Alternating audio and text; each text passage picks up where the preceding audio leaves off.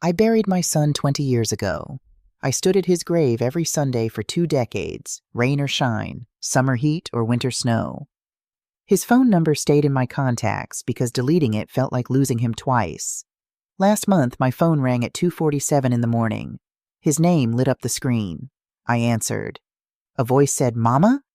It was him. My dead son was calling me, confused, scared, asking why nothing made sense. I couldn't breathe.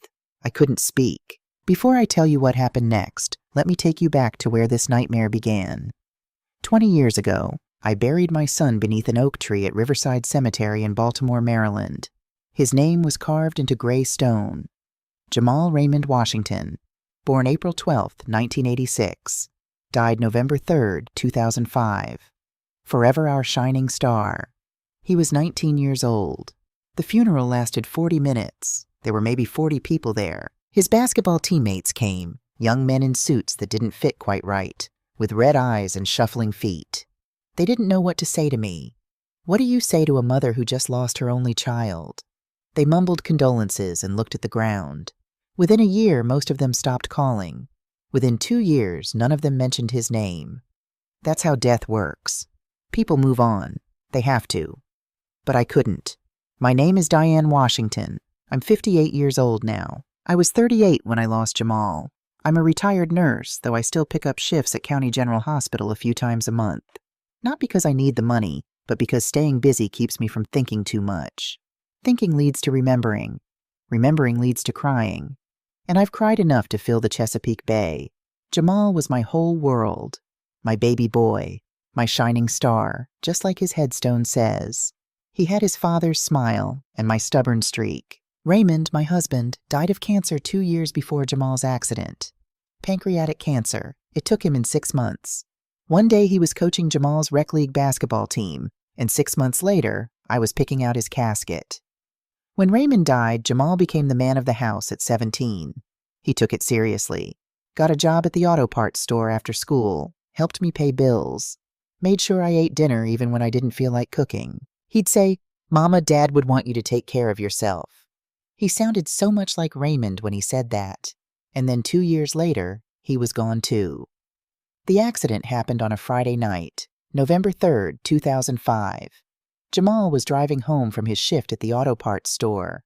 He'd texted me at 11:30 p.m. "Leaving now, Mama. Love you."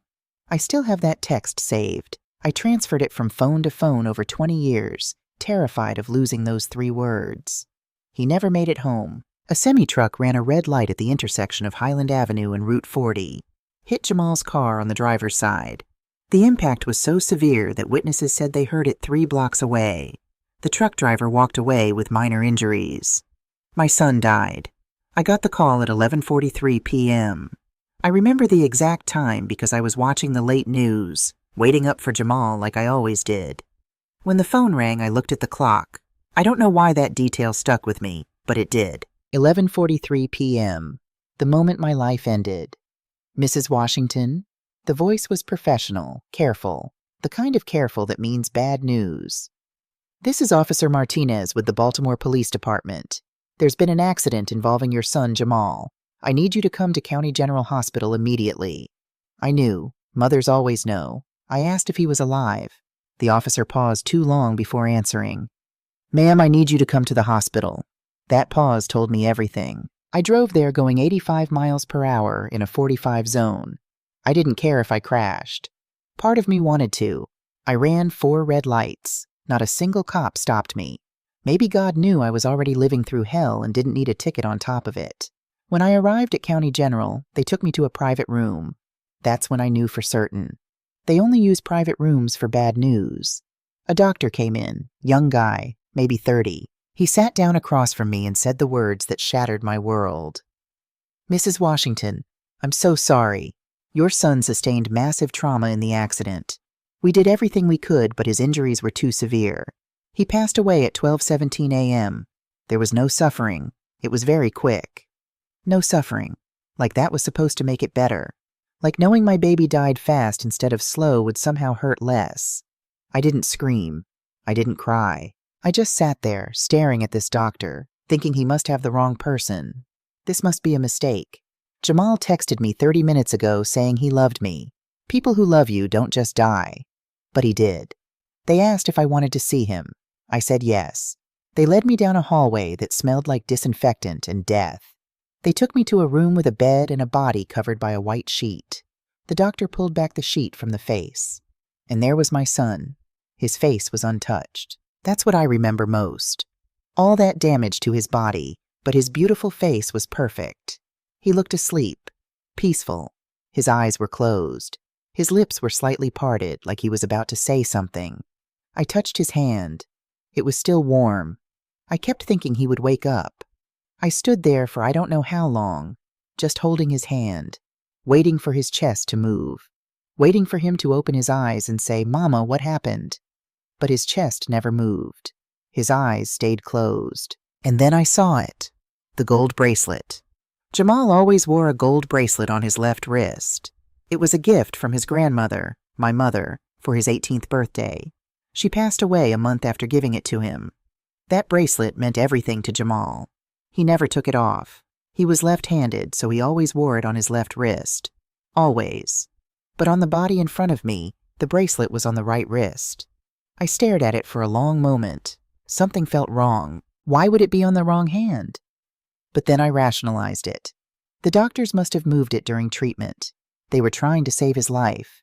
They probably had IVs in his left arm. They had to move the bracelet. That made sense. That had to be it. I pushed the thought away and focused on saying goodbye to my son. I kissed his forehead. I whispered, "Mama loves you, baby. You go be with your daddy now. You take care of each other." And then I left that room and collapsed in the hallway. The hospital called my sister Vanessa. She came and drove me home because I couldn't see through my tears. She stayed with me that whole first week, made phone calls I couldn't make, arranged the funeral I couldn't arrange, held me when I screamed into pillows because I couldn't scream in public. The funeral was a blur. I remember the church was packed. I remember the pastor saying beautiful things about Jamal that I couldn't hear because there was this ringing in my ears that wouldn't stop. I remember Jamal's basketball coach speaking, his voice breaking. I remember Vanessa holding me up at the graveside because my legs wouldn't work. I remember the sound of the casket being lowered into the ground. That sound still wakes me up at night sometimes. After everyone left, I stayed. The cemetery workers were respectful, waiting at a distance with their shovels. I told them I needed a few more minutes. They gave me 30. I watched them fill my son's grave, shovel by shovel, until the earth was packed tight and covered with flowers. When they finished, I walked to my car, drove home, and went into Jamal's room. I sat on his bed, surrounded by his things, his basketball trophies, his posters of Allen Iverson and LeBron James, his sneakers lined up against the wall, and I made a decision. Nothing in this room would ever change. And for 20 years, nothing did. For 20 years, I visited Jamal's grave every Sunday after church. I'd bring white roses, his favorite. I'd sit on the grass beside his headstone and talk to him. I'd tell him about my week, about the patients I saw at the hospital, about his cousins growing up, getting married, having babies he'd never meet. I'd tell him about the Ravens games, even though we were both Redskins fans and he'd probably make fun of me for watching Baltimore's team. Sometimes I'd apologize for not being awake when he got home that night, for not telling him I loved him one more time, for not protecting him the way mothers are supposed to protect their children. His room stayed exactly the way he left it. His clothes still hung in the closet. His basketball sat in the corner where he'd dropped it the last time he'd played pickup at the park. His textbooks from community college sat on his desk. He'd been taking classes part-time, studying automotive technology. He wanted to own his own shop someday. I kept his phone number in my contacts. I know that sounds crazy, but I couldn't delete it. Every month I paid $30 to keep that line active in my phone's memory, even though the number itself had been disconnected since March 2006. The phone company shut it off 4 months after he died because I forgot to cancel his account. By the time I remembered, it was gone, but I kept it saved in my phone. Jamal, my baby boy, with a photo of him from his 18th birthday, wearing the gold bracelet and grinning at the camera. Sometimes late at night when I couldn't sleep, I'd click on his name. I'd look at his picture. And sometimes, not often, but sometimes, I'd press the call button just to hear the automated voice say, "The number you have dialed is no longer in service." It was pathetic. I knew it was pathetic. But hearing that message meant the number was still there in the system somewhere. It meant he wasn't completely erased from the world. People told me I needed therapy. Vanessa staged an intervention 3 years after Jamal died. She brought 2 of our cousins and a grief counselor. They sat in my living room and told me I was stuck, that I needed to let go, that Jamal wouldn't want me living like this. I told them to get out of my house. I didn't need therapy. I didn't need to let go. What I needed was my son back, and since I couldn't have that, I'd take the grief. I'd take the pain. Because pain meant he was real. Pain meant he mattered. Pain meant I was still his mother. I learned to function. I went to work. I paid my bills. I smiled when I was supposed to smile. But inside, I was hollow. Every birthday that passed without Jamal was torture. Every Christmas, every Mother's Day. I watched his friends grow up without him. Malik became a teacher. Deshaun opened his own barbershop. Terrence got married and had 3 kids. They'd come by sometimes in the early years, usually around the anniversary of Jamal's death. We'd talk about old times. They'd tell me stories about Jamal that made me laugh and cry at the same time. But as the years passed, the visits became less frequent. They had lives to live, families to raise. I understood. I didn't blame them. You can't ask people to mourn forever. But I did. I mourned every single day for 20 years. People move on from grief. I know they do. I saw it happen with my own husband's death. The first year was unbearable. The second year was hard. By the 3rd year, I could say Raymond's name without crying. By the 5th year, I could look at our wedding photos and smile at the memories instead of aching for what I'd lost. But losing a child is different. You don't get over it. You don't move past it. You just learn to walk carefully around the hole they leave behind. And that's what I did for 20 years. Until last month, when everything changed. September 14th, 2025. A Saturday night. Actually, Sunday morning at 2:47 a.m. I was asleep in my bedroom, the same bedroom I'd shared with Raymond, the same bedroom where I'd cried myself to sleep more nights than I could count. My phone was on my nightstand, charging. It was an iPhone. I'd upgraded over the years, but I always made sure to transfer all my contacts, all my photos, everything that connected me to the people I'd lost. The ringtone jolted me awake. Not the generic tone, but the specific ringtone I'd set for Jamal 20 years ago. Mama Said Knock You Out by LL Cool J. Jamal thought it was hilarious. I never changed it. I grabbed the phone off the nightstand, my heart already pounding because who calls at 2:47 in the morning except hospitals with bad news or drunk dialers or... I looked at the screen. Jamal, my baby boy. His face smiled up at me from the photo. 18 years old, gold bracelet on his wrist. That beautiful smile that lit up every room he walked into. The number that had been disconnected for 19 years and 4 months was calling me. I sat frozen in bed, holding the phone. My hands started shaking so badly I almost dropped it. The room felt freezing cold even though it was September in Baltimore and still warm outside. My heart hammered against my ribs like it was trying to escape my chest. This couldn't be real. The number didn't work. I'd tried calling it hundreds, maybe thousands of times over the years. It always went straight to that recorded message. The number you have dialed is no longer in service. Always. Without fail. But now it was calling me. The phone kept ringing.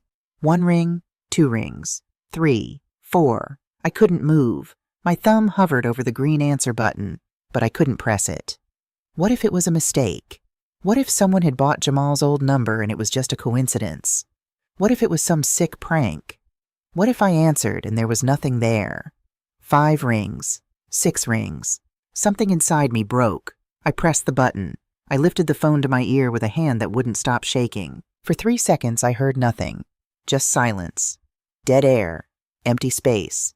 Then I heard breathing. Slow, steady breathing. In and out. The sound of a human being on the other end of the line. My throat closed up. I tried to say hello, but no sound came out. I tried again. Nothing. Then a voice spoke. 1 word. Quiet. Confused. Scared. Mama? I know my son's voice. I heard it every day for 19 years. I heard it in my dreams for 20 years after he died. I heard it in my memory every single time I visited his grave. This was his voice. Not a recording. Not a memory.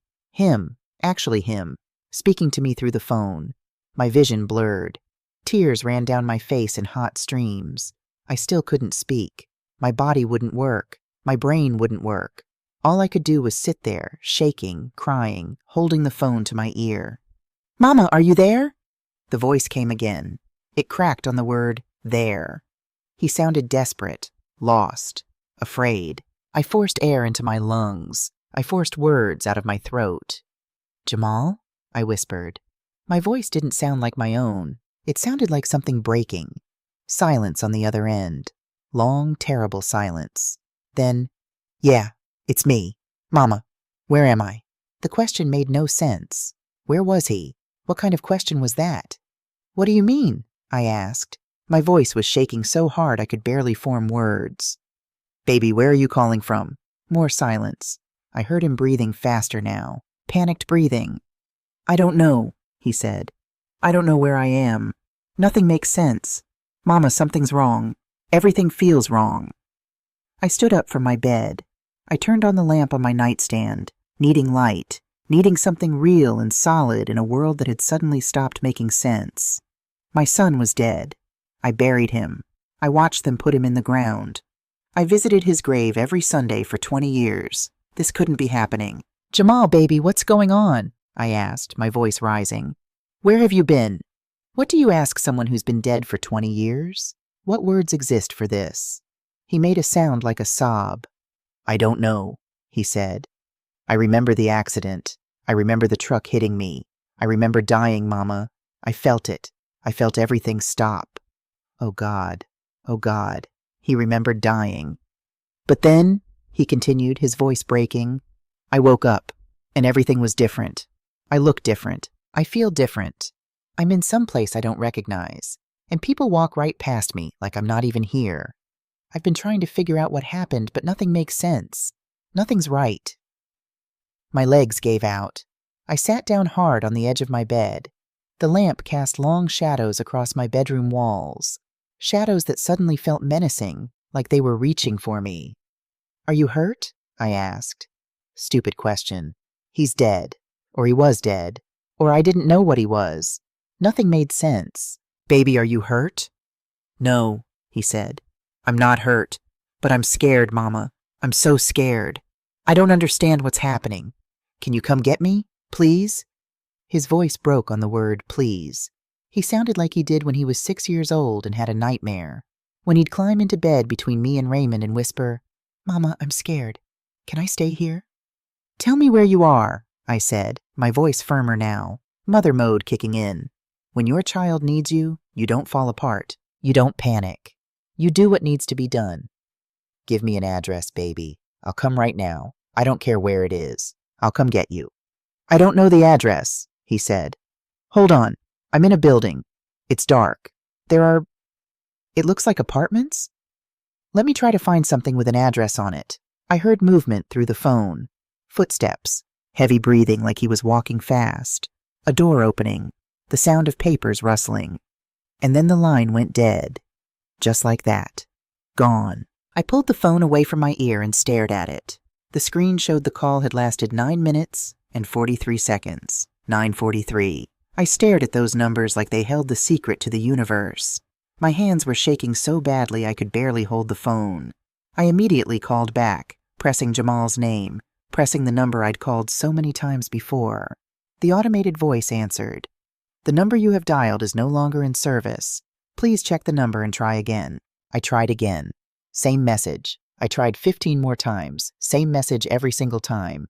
My dead son had just called me, asking for help, saying he was scared and lost and didn't understand what was happening. And then he vanished. I didn't sleep the rest of that night. I sat on my bed, staring at my phone, willing it to ring again. I replayed every word of the conversation in my head. His voice, the way he said "Mama," the fear in his tone, the confusion. It wasn't a recording. Recordings don't hesitate. Recordings don't ask questions. Recordings don't sound lost and scared and desperate. That was a real conversation with a real person who knew things only my son would know. He knew about the accident. He knew my number, his own mother's number. He knew who I was. But my son was dead. I saw his body. I touched his cold hand at the hospital. I watched them close the casket. I watched them bury him 6 feet under the ground at Riverside Cemetery. At 6:30 a.m., when the sun was just starting to rise, I couldn't take it anymore. I got dressed, got in my car, and drove to the cemetery. I needed to see the grave. I needed proof he was still there. The morning was cold and gray. Fog hung low over the headstones, making the whole cemetery look like something from a horror movie. I parked in my usual spot and walked the path I'd walked every Sunday for 20 years.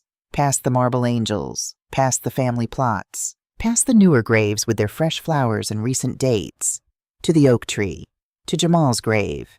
It looked exactly the same as it always did. Gray stone. His name carved deep. The dates of his too short life. The white roses I'd brought 3 days earlier, starting to wilt in their vase. The ground was solid, undisturbed. No one had dug him up. No one had touched the earth. I knelt down on the grass and put my hand on the headstone. It was cold and wet with morning dew. "Jamal," I whispered. "Baby, are you down there?" Stupid question. Of course he was down there. I buried him myself. I watched every shovel of dirt go onto his grave. But then who called me? I stayed at the grave for an hour. I didn't pray. I've never been particularly religious, despite growing up in the church. After Raymond died, then Jamal, I stopped believing in a God who would take everything good from my life. I just sat there on the wet grass, trying to make sense of what happened. Maybe I dreamed it. Maybe grief had finally broken my mind after 20 years. Maybe I was going crazy, just like Vanessa always warned I would if I didn't let go. But when I checked my phone, the call was there in my recent calls list. Jamal, my baby boy, 2:47 a.m. 9:43. Not a dream, not a hallucination. Real. I took a screenshot of the call log. I needed evidence. I needed proof that I wasn't losing my mind. Then I drove home and waited. I didn't know what else to do. 3 days passed. Nothing. No calls, no messages, no signs from beyond the grave or wherever Jamal was. I barely ate. I barely slept. I kept my phone in my hand every second. I was afraid to shower because I might miss a call. I was afraid to go to the bathroom. I was afraid to blink. Vanessa called twice. I didn't answer. She'd just tell me I was having a breakdown. She'd try to get me committed or something. My supervisor at the hospital called asking if I was coming in for my shift. I texted back that I had the flu. She told me to feel better. I couldn't tell anyone what happened. Who would believe me? Who would listen to a 58-year-old woman claiming her dead son called her and not think she'd finally snapped? On the 4th day, at 3:15 in the morning, my phone rang. Jamal, my baby boy. I answered before the first ring even finished. "Jamal! Mama!" His voice came through and it sounded worse than before. Tired, desperate, on the edge of breaking. "Mama, I found something. I found an address." My heart jumped into my throat.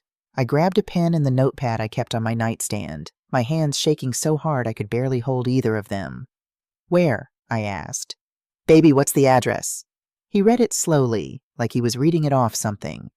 4247 Riverside Avenue, Apartment 8, Moorfield, West Virginia.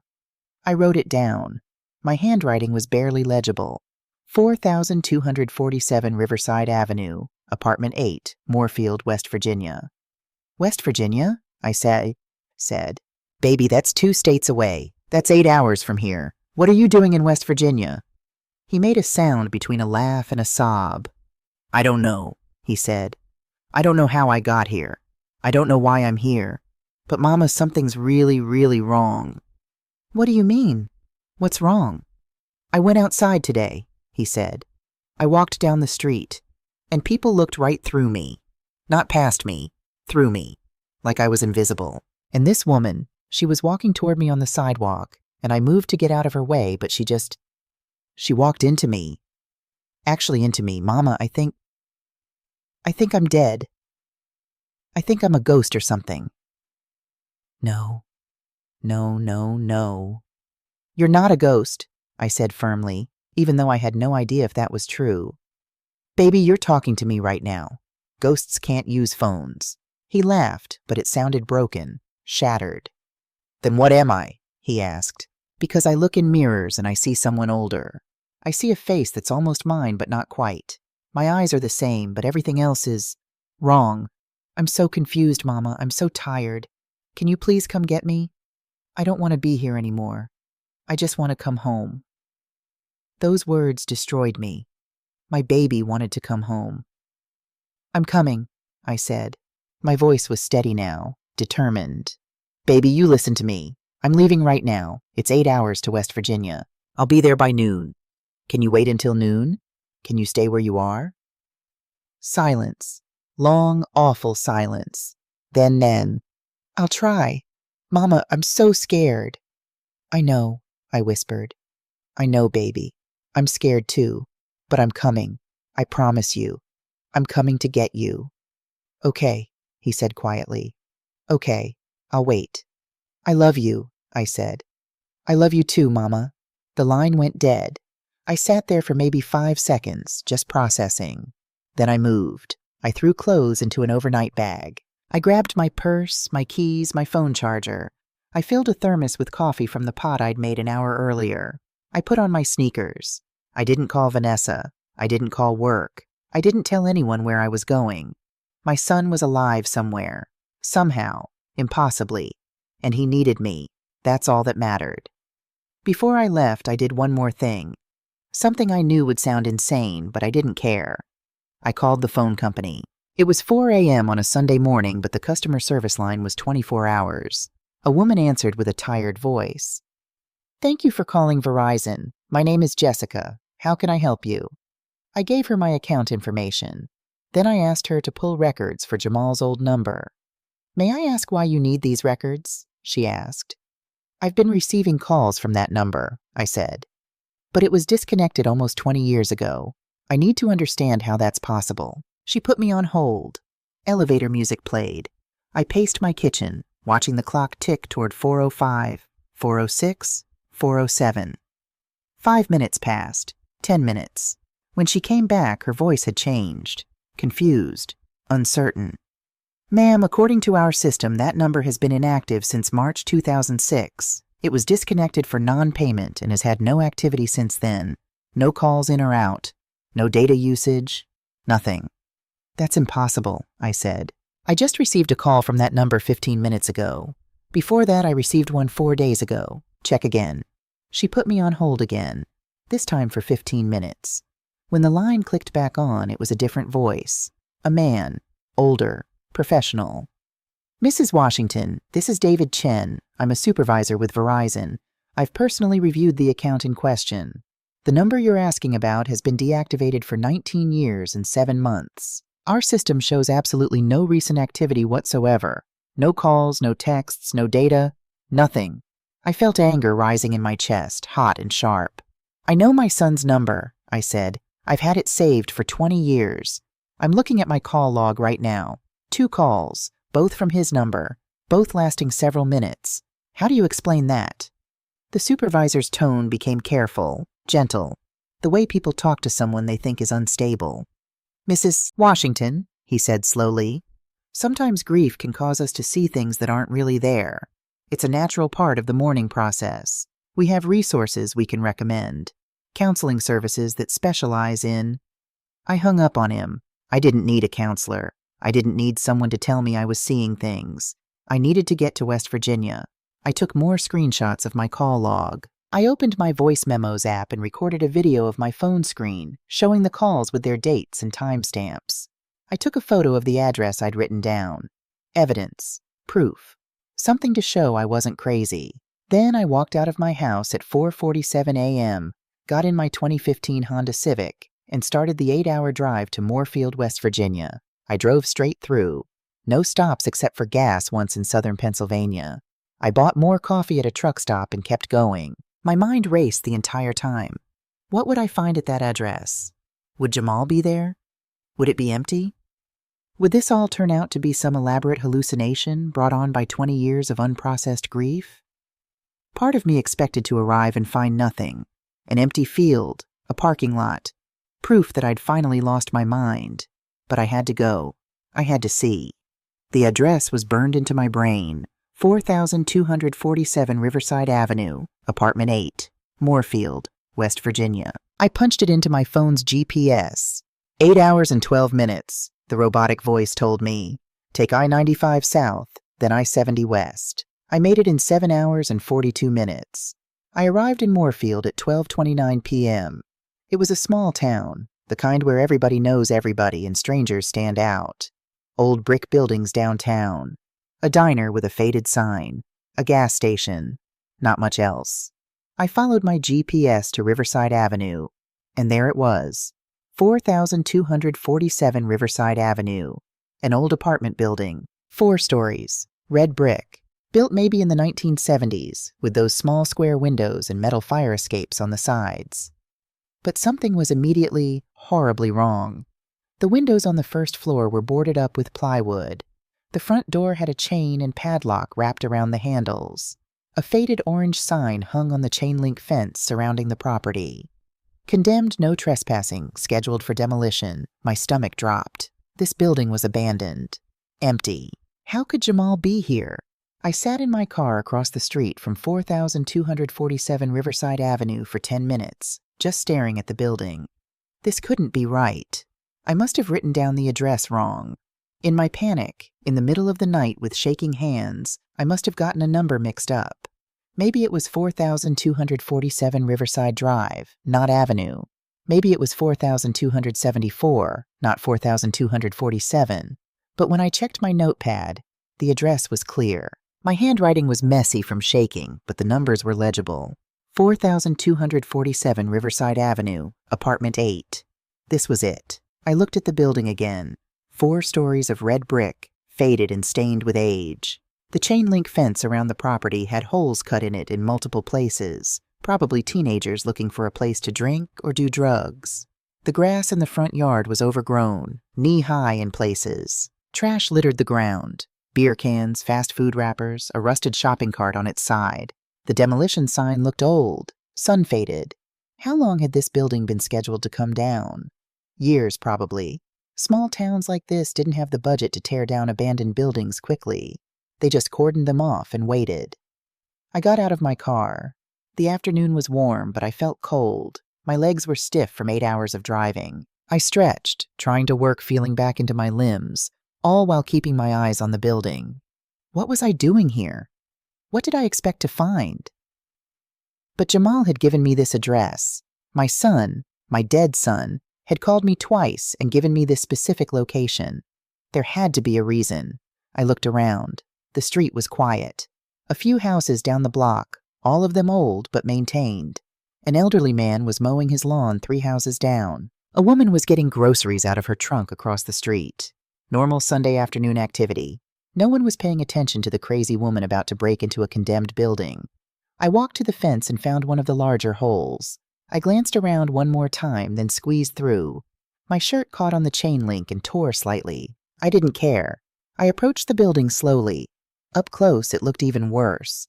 The brick was crumbling in places. Some of the boarded windows had graffiti spray-painted across them. Names, crude drawings, gang symbols.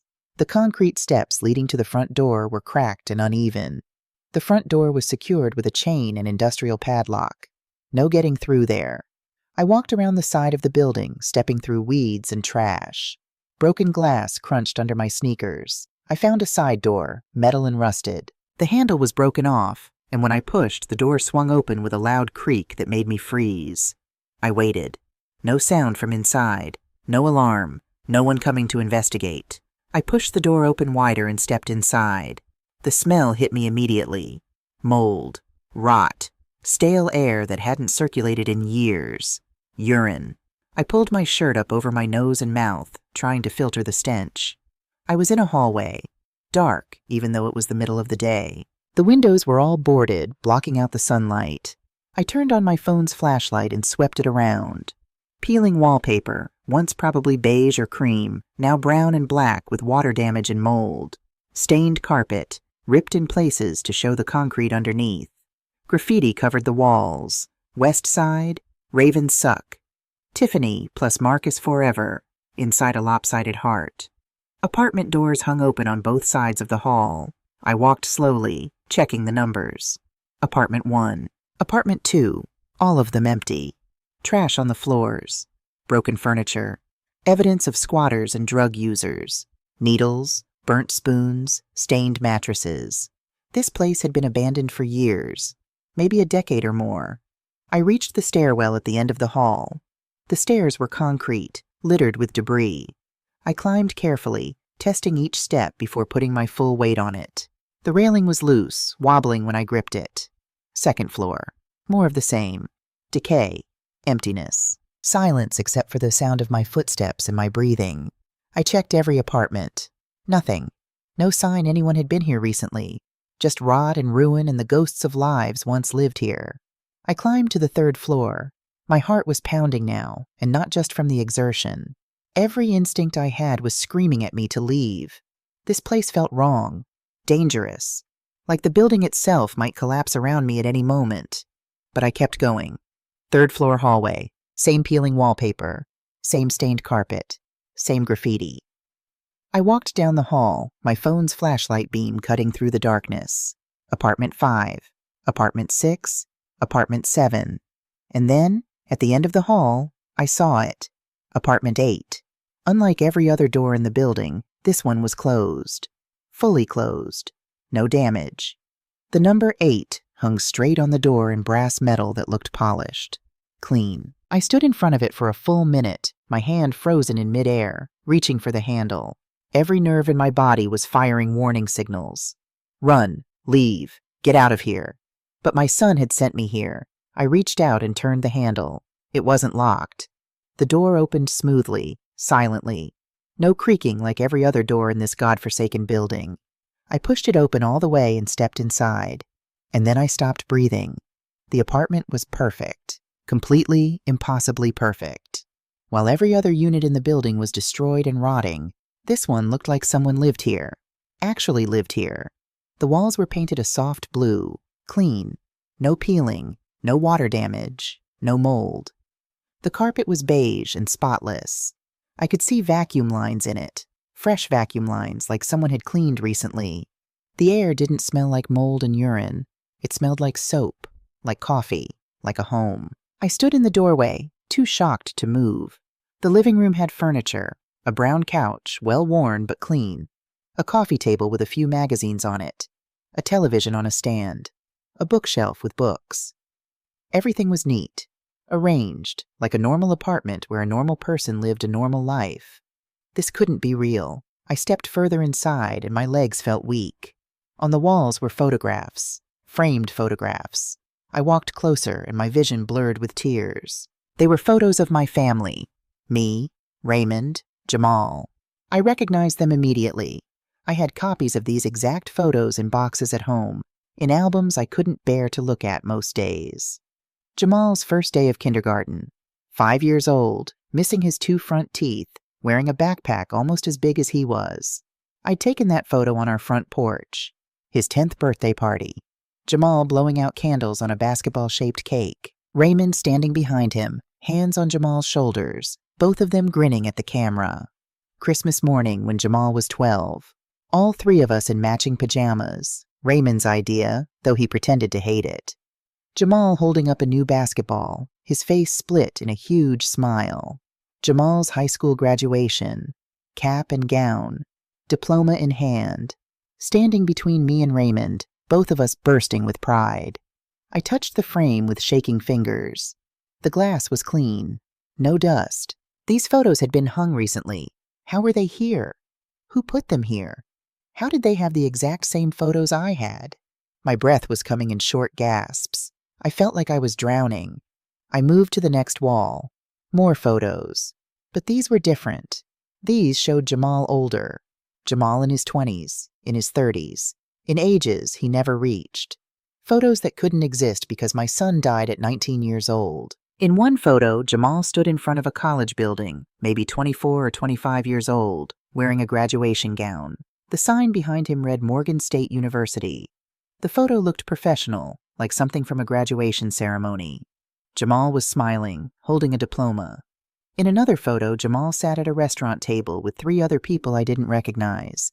2 men and a woman, all around his age. They were laughing. Jamal had his arm around one of the men. They looked like old friends. Jamal looked maybe 30 in this photo. Older, more mature, laugh lines around his eyes. Another photo showed Jamal standing in front of this exact apartment building. I recognized the red brick, the square windows. He was wearing jeans and a hoodie, hands in his pockets, smiling at the camera. He looked maybe 35 years old in this photo. His face had filled out. He had a short beard. He looked like a man, not the boy I'd lost. I pulled out my phone with shaking hands and took pictures of everything. The photos came out blurry because I couldn't hold the phone steady. I had to brace my arms against the wall to get clear shots. This wasn't possible. None of this was possible. These photos showed a life Jamal never lived, a college graduation that never happened, friends I'd never met, 20 years of life that didn't exist. I walked into the kitchen on legs that barely held me. The kitchen was small but clean, dishes in the drying rack beside the sink, a coffee mug on the counter with brown liquid still in the bottom. I touched it. Still slightly warm. I opened the refrigerator. My hands were shaking so badly it took me 2 tries to grip the handle. Food inside, milk, eggs, butter, leftover Chinese food in a white container, a 6-pack of Coke with 2 cans missing, lunch meat, cheese. I checked the date on the milk carton. Expires in 5 days. Fresh. Recent. Someone was living here. Someone was eating here. Drinking coffee here. Living a life here in this condemned building scheduled for demolition. I closed the refrigerator, and that's when I saw it. A note held to the refrigerator door by a magnet shaped like the state of Maryland. My heart stopped. The note was handwritten on lined paper torn from a spiral notebook. I recognized the handwriting immediately. Jamal's handwriting. The same messy scrawl he'd had since middle school. The same way he made his A's with the little tail at the bottom. The same way he crossed his T's too high. This was my son's handwriting. I pulled the note off the fridge. My hands were shaking so badly the paper rattled. I read it once, then again, then a 3rd time as tears streamed down my face. Mama, if you're reading this, I don't know what's happening to me. I woke up here 3 weeks ago with no memory of how I got here. I have an ID that says my name is Darius Kane. I'm 38 years old. I work at a factory. I have an apartment and a life I don't remember living. But it's not my life. I remember being Jamal. I remember you. I remember Dad. I remember dying in that crash. I felt the impact. I felt everything stop. Then I woke up here as someone else. 20 years passed, but I don't remember any of them. The people here know me as Darius. They've known me for years, but I'm not Darius. I'm Jamal, your son. I think I'm supposed to be dead. I think something went wrong. I don't belong here. Please help me figure out what happened. Jay, I read the note 3 times, tears making the ink blur and run. I carefully folded it and put it in my pocket. Evidence. Proof. Something real I could hold on to when this all stopped making sense. I walked to the bedroom. The door was half open. I pushed it all the way. A bed, neatly made with a dark blue comforter. A dresser with more photos on top. More impossible photos of Jamal at ages he never reached. A closet with the door open, showing men's clothes hanging inside. Jeans, t-shirts, a few button-down shirts. Work boots on the floor. On the nightstand sat a wallet and a set of keys. I picked up the wallet. It was brown leather, worn at the edges. I opened it. Inside was a driver's license. I stared at the photo on the license and my knees buckled. I sat down hard on the bed. The photo showed a man who looked like my son, older, maybe 38, like the note said. Same eyes, Raymond's eyes, dark brown and deep set. Same nose, my nose, straight and narrow. Same mouth, same slight scar on his chin from when he fell off his bike at age 7 and needed 3 stitches. It was Jamal's face, aged 20 years.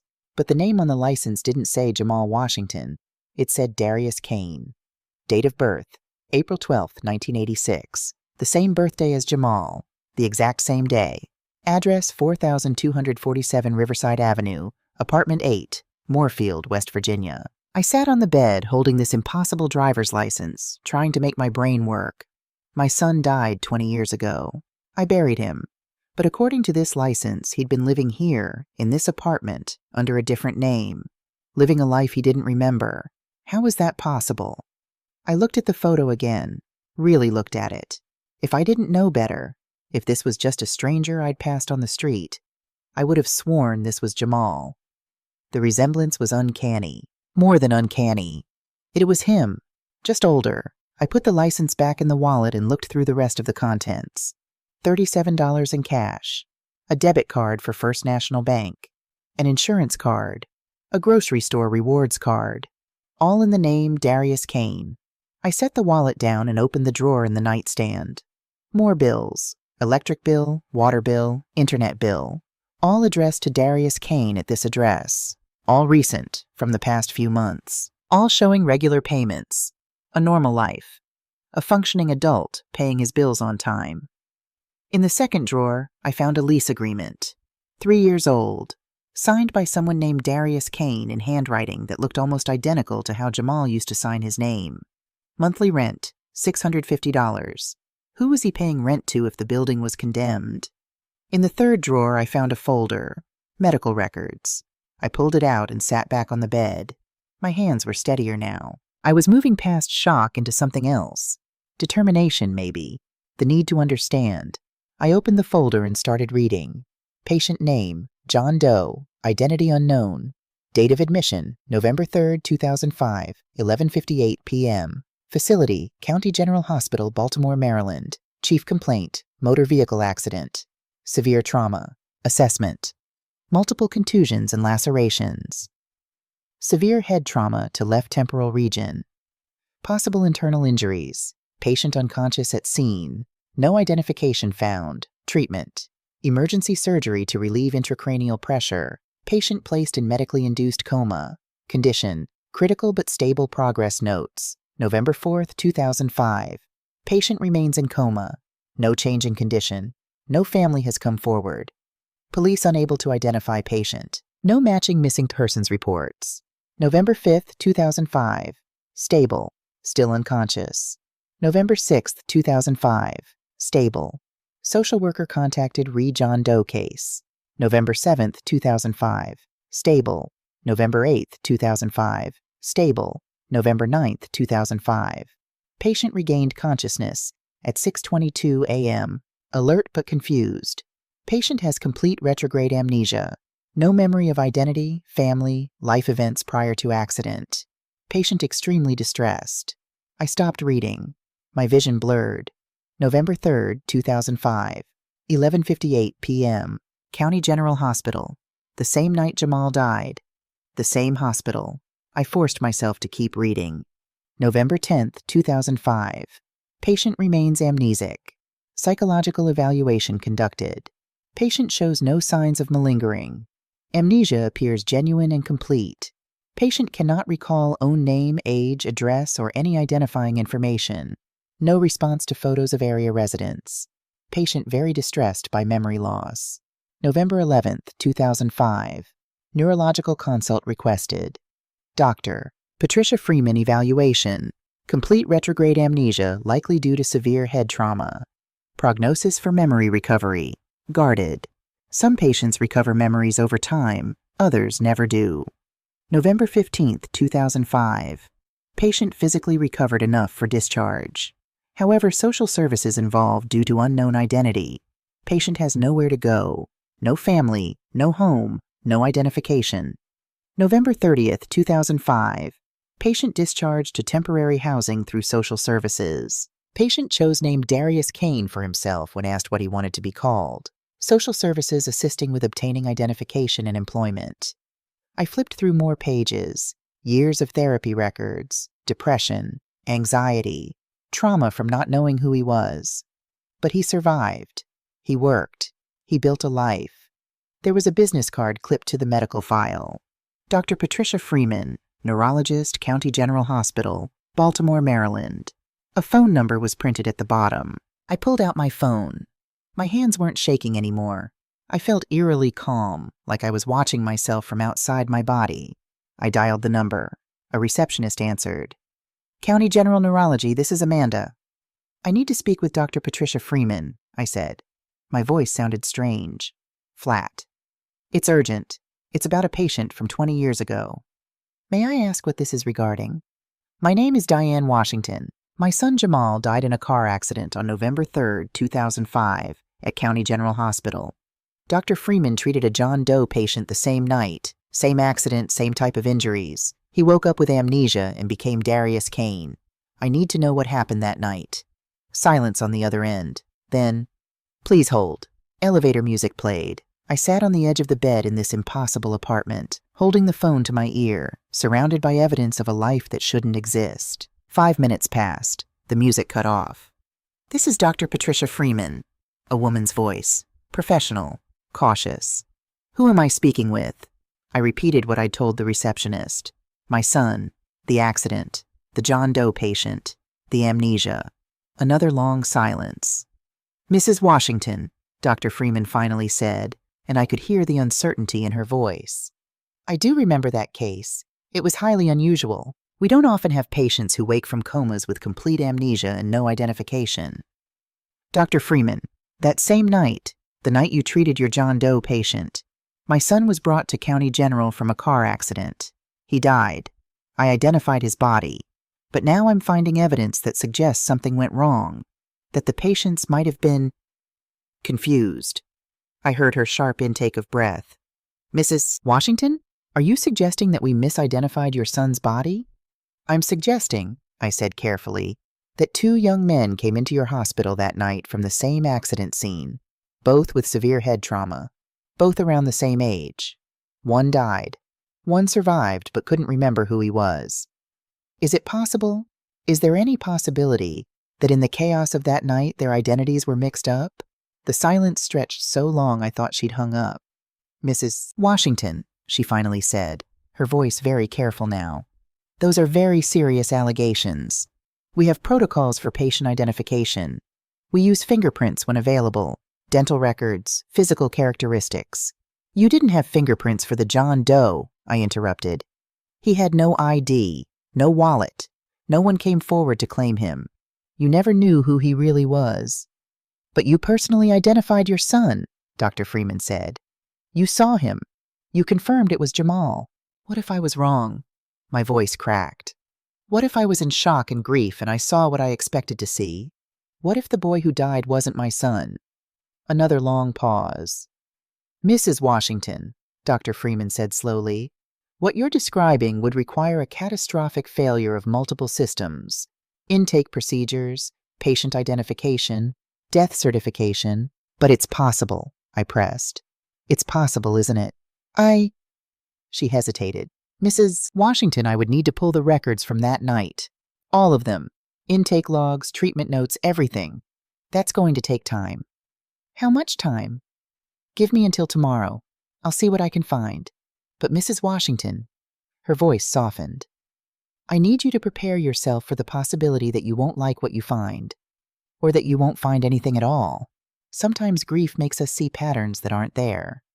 I'm sitting in an apartment right now, I said.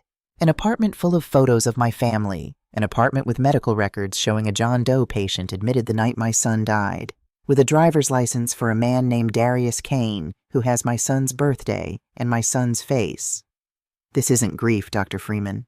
This is real. Silence. Give me until tomorrow, she said quietly. I'll call you back. She hung up.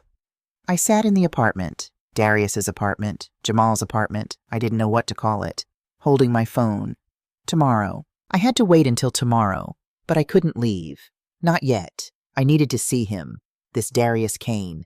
This man who might be my son. I pulled out the folder again and found a pay stub. Moorfield Manufacturing, 3rd shift, 11 p.m. to 7 a.m. Night shift. Starting at 11. I looked at my phone. It was 2:17 p.m. I had 9 hours until he went to work. I left the apartment, carefully closing the door behind me, and went back to my car. I drove to the diner I'd seen on Main Street and ordered coffee and a sandwich I couldn't eat. I sat in a booth by the window and waited. At 10:45 p.m., I drove to Moorfield Manufacturing. The factory sat on the edge of town, surrounded by empty fields. A large metal building with a parking lot full of pickup trucks and older sedans. Bright fluorescent lights illuminated the entrance.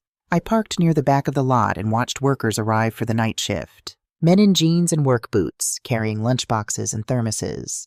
A few women, too. All of them looked tired before their shift even started. This was blue-collar work. Factory work. The kind of job you took because you needed money, not because you loved it.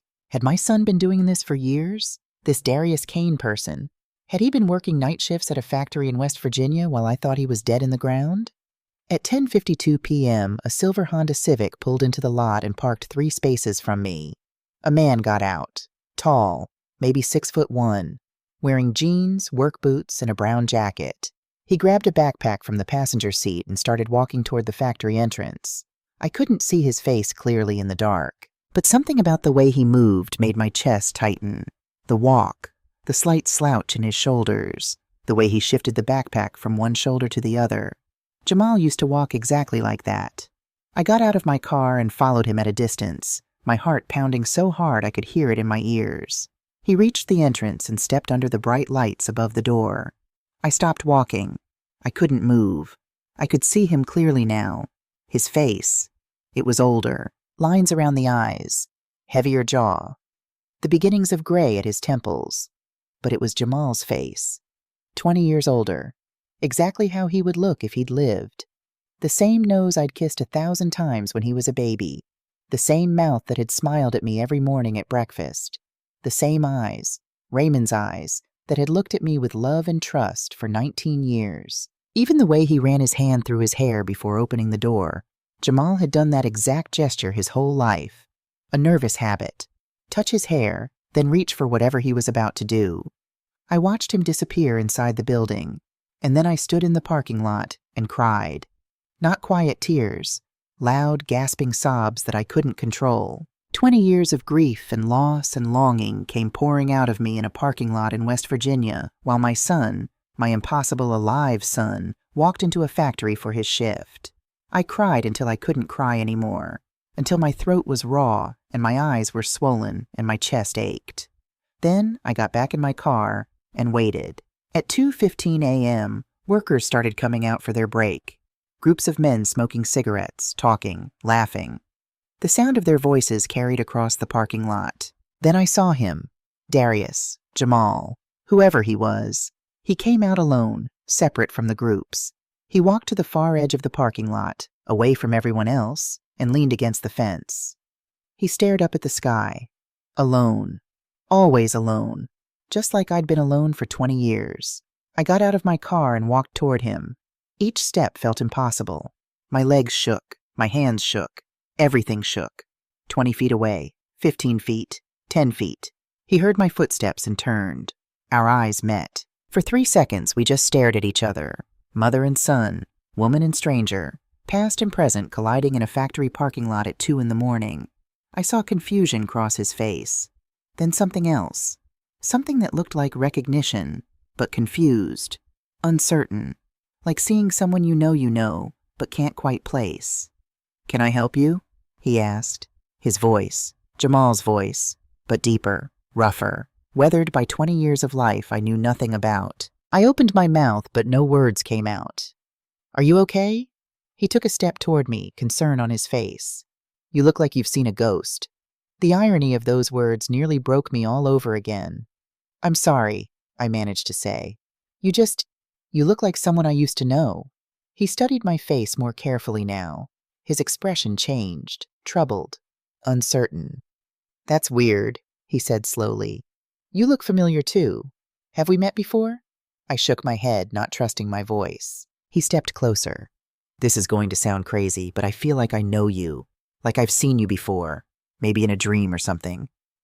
My throat closed up. "Maybe," I whispered. He laughed nervously, running his hand through his hair again. That gesture, that same gesture. "Sorry, I know that sounds insane. I've been having weird dreams lately, really vivid ones, about a life I don't remember living." "What kind of dreams?" I asked quietly. He looked uncomfortable. "It's stupid. Just stress, probably. My therapist says it's my brain trying to fill in gaps from my amnesia." "You have amnesia?" He nodded. "I was in an accident a long time ago. Lost all my memories from before. Sometimes my mind makes up stories to try to explain the missing pieces." He rubbed his face, looking tired. "Lately, the dreams have been really intense. I see people I don't recognize but feel like family. I see places I've never been but feel like home. And there's this one woman who keeps appearing." My heart stopped. "What woman?" "She's always crying," he said quietly. always watching me. In the dreams, I know she's important. I know I love her, but I don't know who she is. He looked at me directly. And she looks exactly like you. The air between us felt electric. Who are you really? He asked, his voice barely above a whisper. I wanted to tell him everything. I wanted to grab him and never let go, but I forced myself to stay calm. I lost someone a long time ago, I said. Someone who looked like you. I thought, for a second, I thought I saw him in your face. It wasn't a lie. Not really. I started to turn away. I had to leave before I completely fell apart. Wait, he called out. I stopped. What was his name? He asked. The person you lost.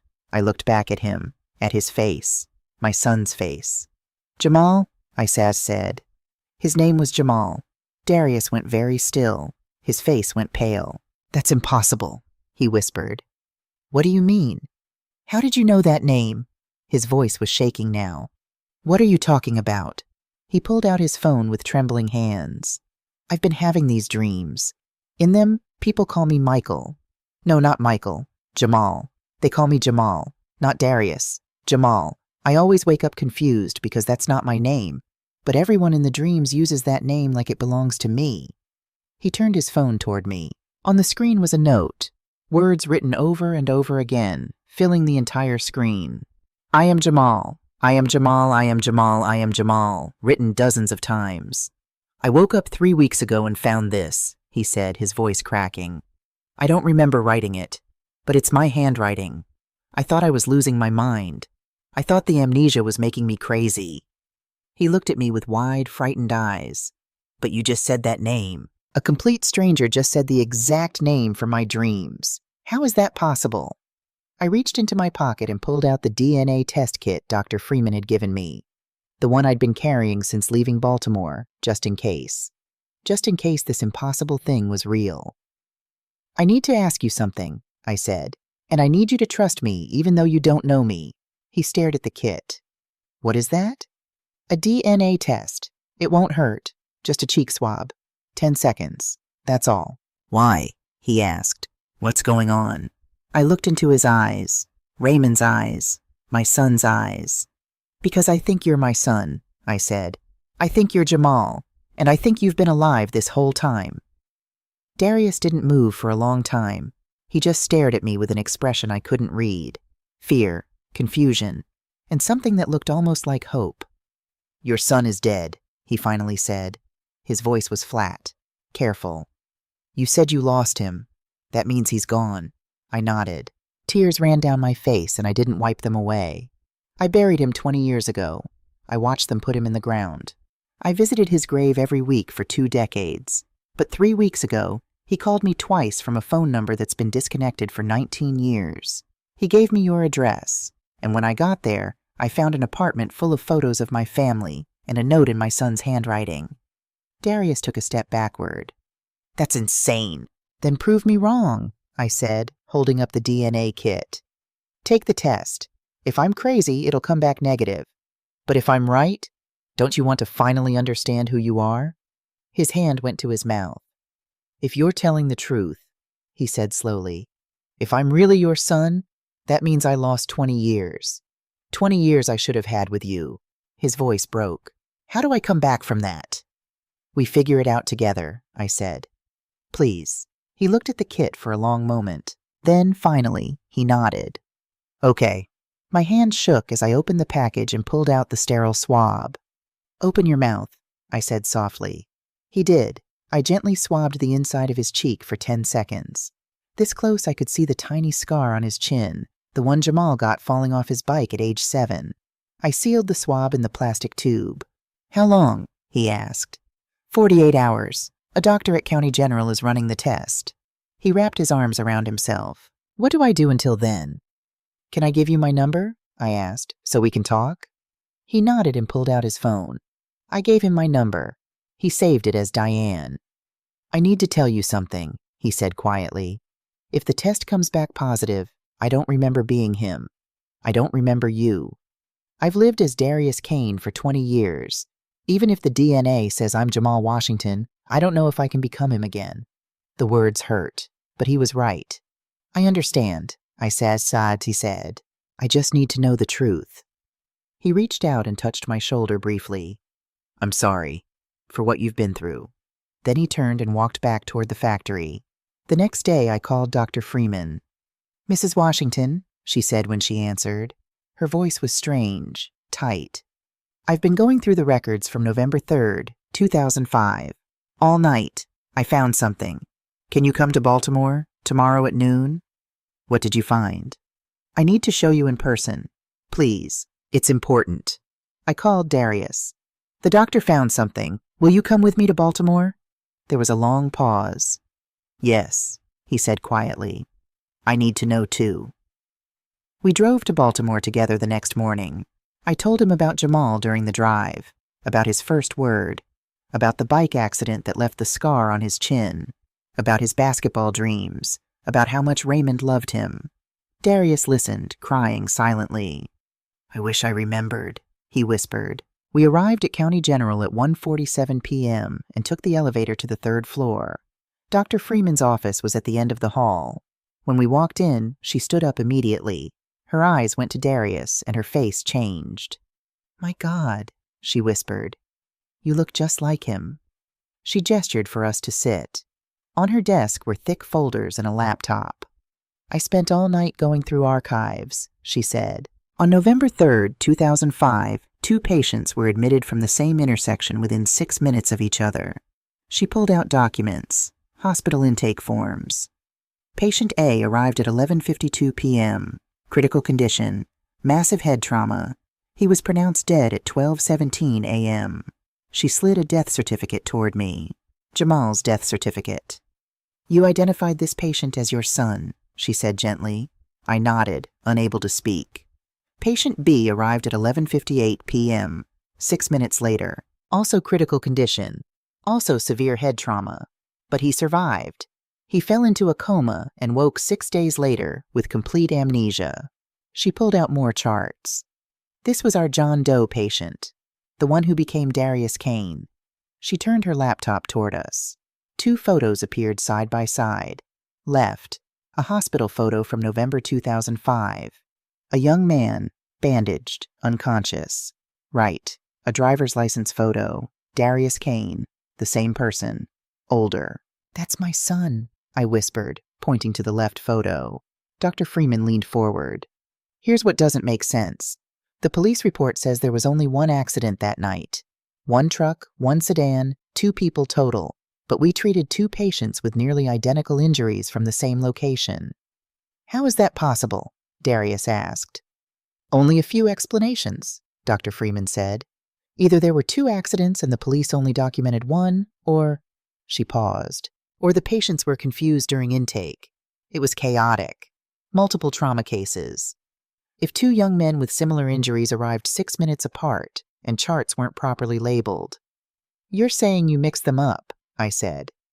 Dr. Freeman's face went pale. I'm saying mistakes can happen, especially when identification was found in the vehicle, a wallet with Jamal Washington's license, and assumptions were made about which patient it belonged to. She pulled out photos. Intake photos of both patients, so battered it was hard to distinguish features. Someone made a call, she said quietly. Patient A was assumed to be Jamal Washington. Patient B was assumed to be someone else. But there was no one else, I said. The police said 1 driver. Exactly. The room spun. Mrs. Washington, Dr. Freeman said gently, when you identified the body, you were in shock, grieving, middle of the night. Were you 100% certain it was Jamal? I opened my mouth to say yes. Then I stopped. The bracelet, I whispered. What? Jamal always wore a gold bracelet on his left wrist, a gift from his grandmother. He never took it off. He was left-handed. I looked up at her. But when I saw the body, the bracelet was on the right wrist. I noticed. I thought the doctors moved it during treatment. Dr. Freeman went very still. If the bracelet was on the wrong wrist, she said slowly, that suggests it wasn't Jamal, that it was someone else. Darius made a choking sound. Who? Dr. Freeman pulled out another file. I researched missing persons from that time. On November 3rd, 2005, there was a report for Christopher Hayes, 19 years old, African-American male, ran away from a group home 2 weeks earlier.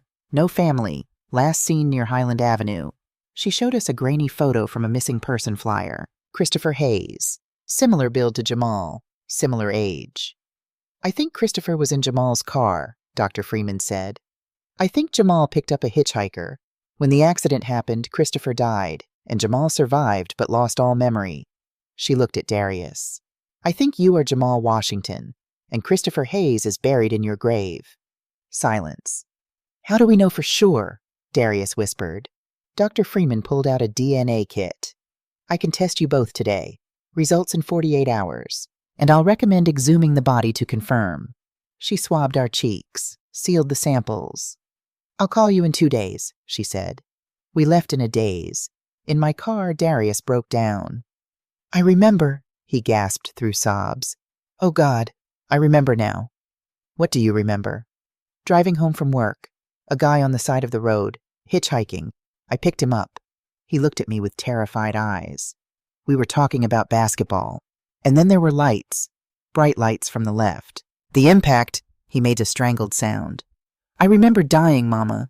I remember thinking I'm dead. Mama, he called me Mama. But you didn't die, baby, I said, crying. You survived.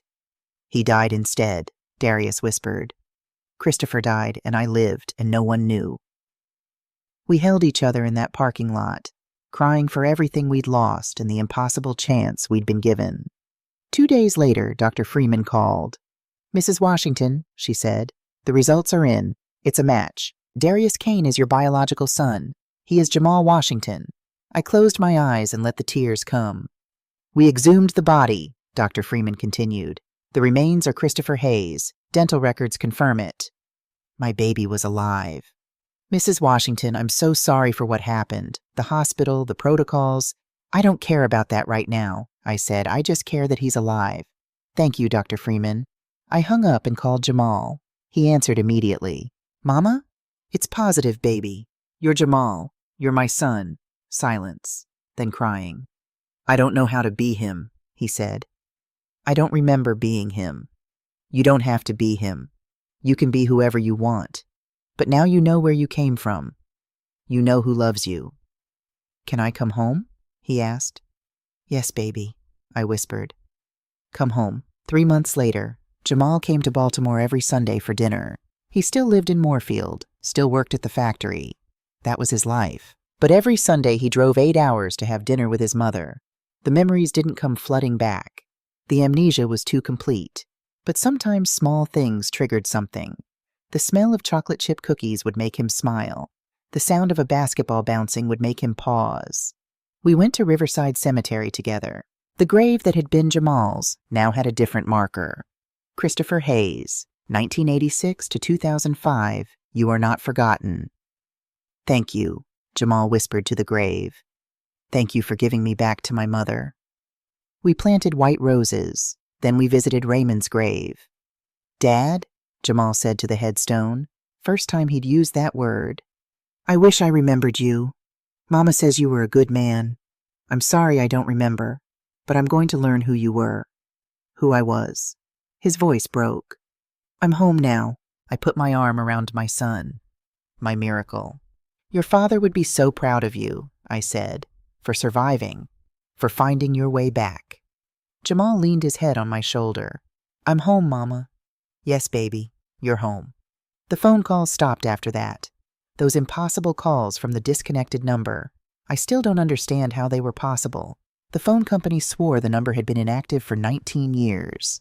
But those calls saved us. Without them, I never would have found Jamal. He would have lived his whole life not knowing who he was, not knowing he had a mother who never stopped loving him. Sometimes I wonder what made those calls possible. God? The universe? My mother used to say a mother's love is the strongest force in the world, that it can cross any distance, survive any loss. Maybe she was right. Maybe 20 years of love and grief and refusing to let go created something. A connection that couldn't be broken, even by death, even by amnesia, even by time. Or maybe it was Jamal himself, some part of him buried deep that never forgot, calling out for home. I don't know. I'll never know. But I know this. I buried my son 20 years ago. I stood at his grave every Sunday for 2 decades, talking to someone who wasn't there. Then he called me from beyond death and said he was lost, and I brought him home, not as the 19-year-old boy with basketball dreams, but as a 38-year-old man with his own life, his own struggles, his own identity. And that's okay, because he's alive, he's here, and he knows he's loved. We lost 20 years. We'll never get them back. But we have now. We have tomorrow. We have every Sunday dinner and every phone call and every moment going forward. My son came back from the dead, and I will never ever take another day with him for granted.